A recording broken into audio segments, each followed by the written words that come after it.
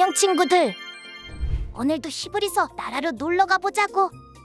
지금 바로 9장에서 11장 속으로 힘차게 렛츠 고고고. 히브리서 9장. 첫 언약에도 예배 규례들과 세상에 속한 성소가 있었습니다. 첫 번째 장막이 세워졌는데 그 안에는 촛대와 상과 진설병이 있었습니다. 이곳은 성소라고 불립니다. 그리고 두 번째 휘장 뒤에는 지성소라고 불리는 장막이 있습니다.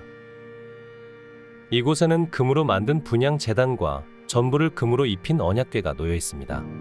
이 언약궤 안에는 만나를 담은 금항아리와 아론의 쌍난 지팡이와 언약의 돌판들이 있습니다.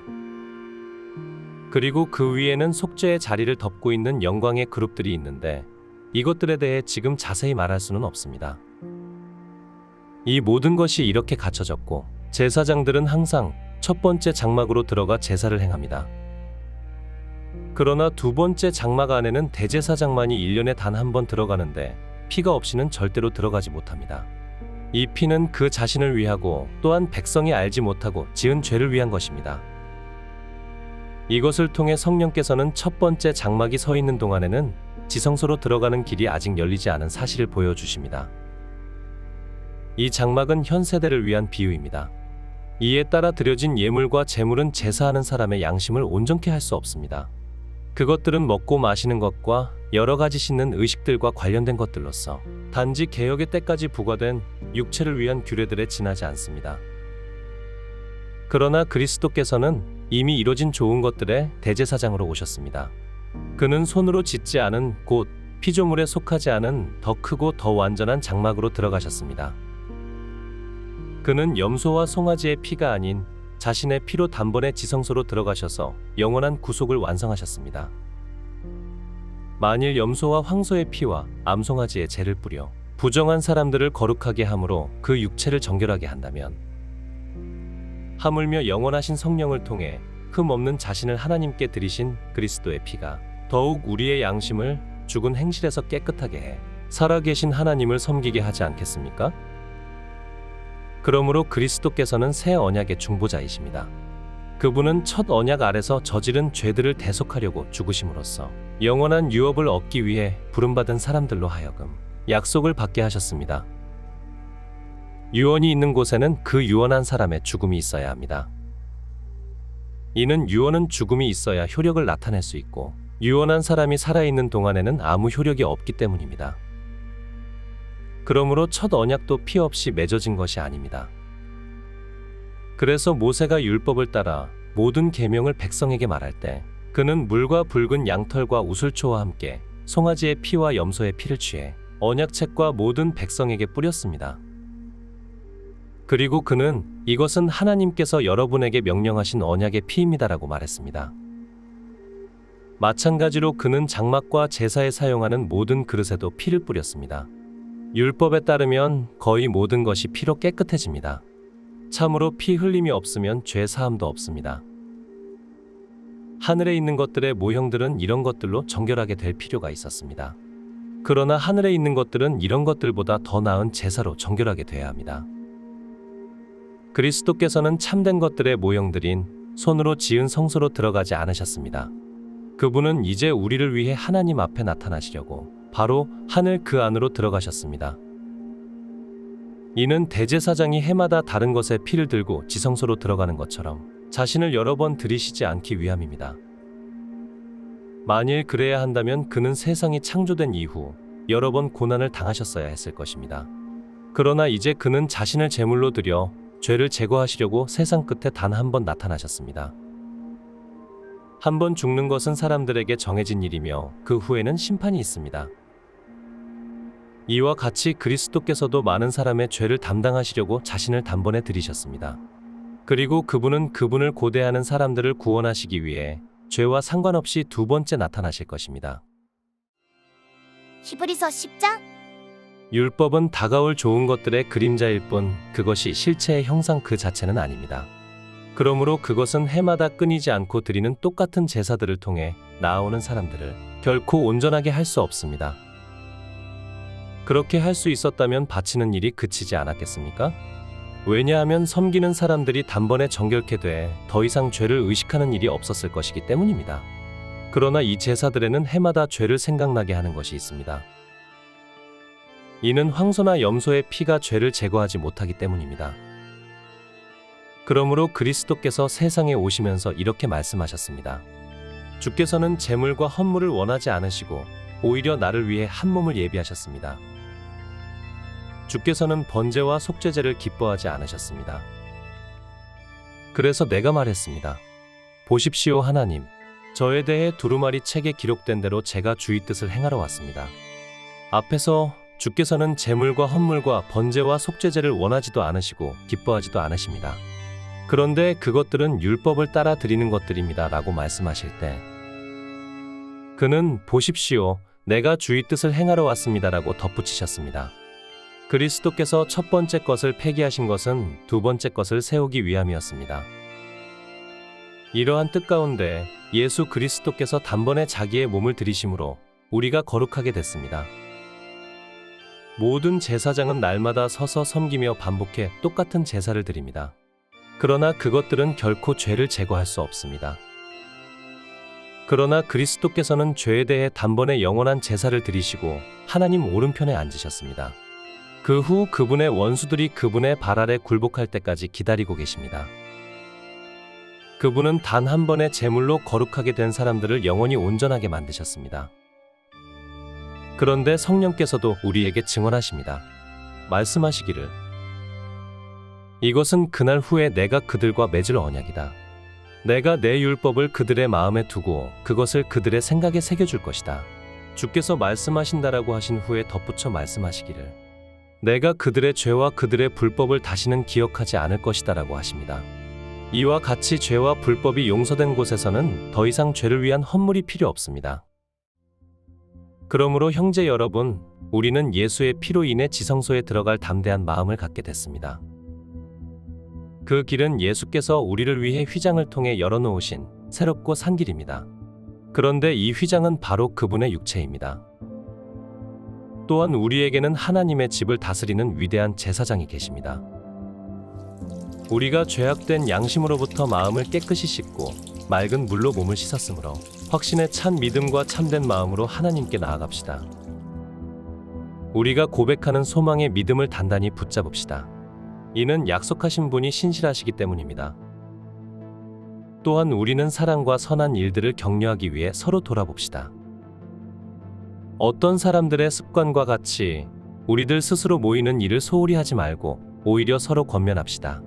또한 그날이 다가오는 것을 볼수록 더욱 그렇게 합시다. 만일 우리가 진리에 대한 지식을 받아들인 후에 일부러 죄를 지으면 속죄하는 제사가 더 이상 남아있지 않습니다. 오히려 떨리는 마음으로 심판을 기다리는 것과 대적하는 사람들을 삼켜버릴 맹렬한 불만 남아있습니다. 모세의 율법을 거부했던 사람도 두세 증인의 증언에 의해 동정을 받지 못하고 죽게 됩니다. 하물며 하나님의 아들을 짓밟고 자기를 거룩하게 한 언약의 피를 부정하게 여기고 은혜의 성령을 모독한 사람이 당연히 받을 형벌이 얼마나 더 가혹하겠는가를 생각해 보십시오. 원수 갚는 것은 내게 속한 것이니 내가 갚아주겠다라고 말씀하시고 또다시 주께서 자기 백성을 심판하실 것이다라고 말씀하신 분을 우리는 알고 있습니다. 살아계신 하나님의 손에 빠져들어가는 것은 무서운 일입니다. 여러분은 빛을 받은 후에 고난 가운데 큰 싸움을 이겨낸 지난 날들을 기억하십시오. 여러분은 때로 비방과 환난을 당함으로 공개적인 구경거리가 되기도 했고 또 때로는 이렇게 살아가는 사람들의 동료가 되기도 했습니다. 또한 감옥에 갇힌 사람들과 함께 아파하고 여러분의 재물을 빼앗기는 것도 기쁨으로 감당했습니다. 이는 여러분이 보다 나은 영원한 재물이 있는 줄 알았기 때문입니다. 그러므로 여러분은 담대함을 버리지 마십시오. 이는 그 담대함이 큰 상을 가져올 것이기 때문입니다. 여러분이 하나님의 뜻을 행한 후에 약속을 받기 위해서는 인내가 필요합니다. 잠깐 후면 오실 그분이 오실 것이니 지체하지 않으실 것이다. 그러나 내 의인은 믿음으로 말미암아 살 것이다. 누구든지 뒤로 물러서면 내 영이 그를 기뻐하지 않을 것이다. 그러나 우리는 뒤로 물러나 멸망에 이르는 사람들이 아니라 믿음을 갖고 생명을 얻을 사람들입니다. 히브리서 11장? 믿음은 바라는 것들의 실체이며 보지 못하는 것들의 증거입니다. 참으로 조상들은 이 믿음으로 인정을 받았습니다.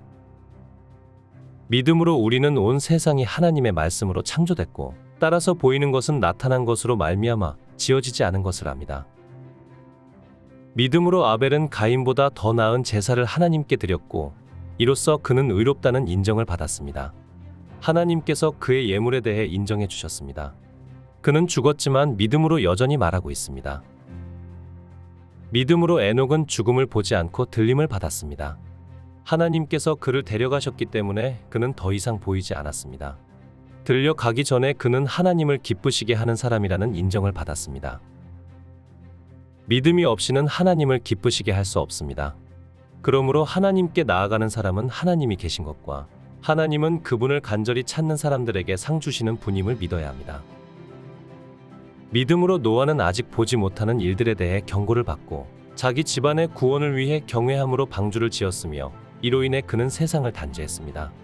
또한 그는 믿음으로 인해 의의 상속자가 됐습니다. 믿음으로 아브라함은 부르심을 받았을 때 순종해 장차 유업으로 받을 곳으로 나아갔습니다. 그런데 그는 어디로 가는지 알지 못하고 나아갔습니다. 믿음으로 그는 약속의 땅에서 다른 나라에 사는 이방 사람처럼 잠시 머물렀는데, 그는 동일한 약속을 함께 받은 이삭과 야곱과 더불어 장막에 거했습니다. 이것은 그가 하나님께서 친히 설계하시고 건축하신 견고한 터 위에 세워진 도시를 고대했기 때문입니다. 믿음으로 아브라함은 비록 그 자신이 너무 늙고 살아도 단산됐지만 임신할 수 있는 능력을 얻었습니다. 이는 그가 약속하신 분을 신실한 분으로 여겼기 때문입니다. 이렇게 해서 죽은 사람이나 다름없는 한 사람에게서 하늘의 수많은 별과 같이, 그리고 바닷가에 셀 수 없는 모래와 같이 수많은 자손들이 태어났습니다. 이 모든 사람들은 믿음을 따라 살다가 죽었습니다. 그들은 약속하신 것들을 받지 못했지만 그것들을 멀리서 보고 환영했으며, 세상에서는 외국 사람이며 나그네임을 고백했습니다. 이렇게 말하는 사람들은 자신들이 본향을 찾는 사람들임을 분명히 보여줍니다. 만일 그들이 떠나온 곳을 생각하고 있었다면 돌아갈 기회가 있었을 것입니다. 그러나 그들은 이제 더 나은 곳을 사모하는데 그것은 하늘에 있는 것입니다. 그러므로 하나님께서도 그들의 하나님이라 불리는 것을 부끄러워하지 않으시고 그들을 위해 한 도시를 예비하셨습니다. 믿음으로 아브라함은 시험을 받을 때 이삭을 바쳤습니다. 그는 약속들을 받은 사람이면서도 자기 외아들을 기꺼이 바치려 했습니다. 하나님께서 전에 말씀하시기를 내 자손이라고 불릴 사람은 이삭으로 말미암을 것이다라고 하셨습니다. 아브라함은 하나님께서 죽은 사람도 살리실 수 있다고 생각했습니다. 그러므로 비유로 말하자면 그는 이삭을 죽은 사람들로부터 돌려받은 것입니다. 믿음으로 이삭은 장래 일을 두고 야곱과 에서를 축복했습니다. 믿음으로 야곱은 죽을 때 요셉의 아들들을 각각 축복했으며 자기 지팡이 머리에 몸을 기대며 하나님께 경배했습니다. 믿음으로 요셉은 죽을 때에 이스라엘 자손이 이집트에서 떠날 것에 대해 말했고 자기의 뼈에 대해 지시했습니다. 믿음으로 모세의 부모는 모세가 출생했을 때 그 아이를 3달 동안 숨겼습니다. 이는 그 아이가 남다른 것을 보고 왕의 명령을 무서워하지 않았기 때문입니다. 믿음으로 모세는 다 자란 후에 바로의 딸의 아들이라 불리는 것을 거부했습니다.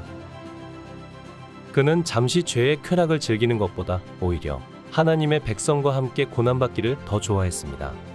그는 그리스도를 위해 당하는 수모를 이집트의 보화보다 더 가치 있는 것으로 여겼습니다. 이는 그가 상을 바라보았기 때문입니다. 믿음으로 모세는 왕의 진노를 두려워하지 않고 이집트를 떠났습니다. 그는 보이지 않는 분을 보는 것 같이 여기고 인내했습니다. 믿음으로 그는 유월절과 피 뿌리는 의식을 행해 처음 난 것들을 죽이는 자가 그들을 해치지 못하도록 했습니다.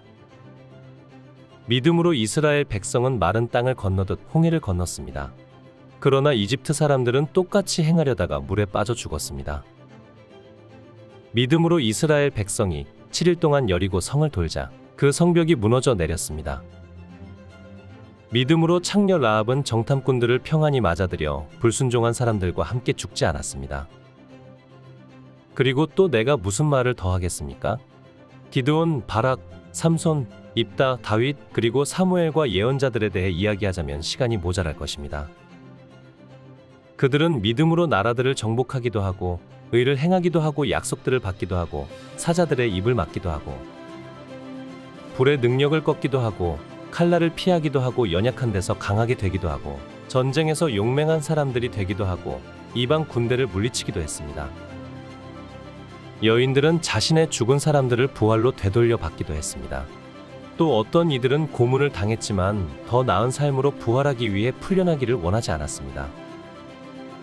또 어떤 사람들은 조롱과 채찍질을 당했으며 심지어 결박되고 투옥되기까지 했습니다. 그들은 돌에 맞았고 톱질을 당했고 칼로 죽임을 당했습니다. 그들은 양가죽과 염소 가죽을 입고 떠돌아다녔으며 그들은 가난했고 고난을 당했고 학대를 받았습니다. 세상은 그들에게 가치가 없었습니다. 그래서 그들은 광야와 산과 동굴과 땅굴 등에서 떠돌며 살았습니다. 그런데 이들은 모두 믿음으로 증거를 받았지만 약속하신 것을 받지 못했습니다. 하나님께서는 우리를 위해 더 나은 것을 예비해 놓으심으로 우리 없이는 그들이 온전해지지 못하도록 하신 것입니다. 수고했어, 친구들. 다음은 어떤 말씀이 우리를 기다릴까? 그럼 다음에 또 만나자. 안녕.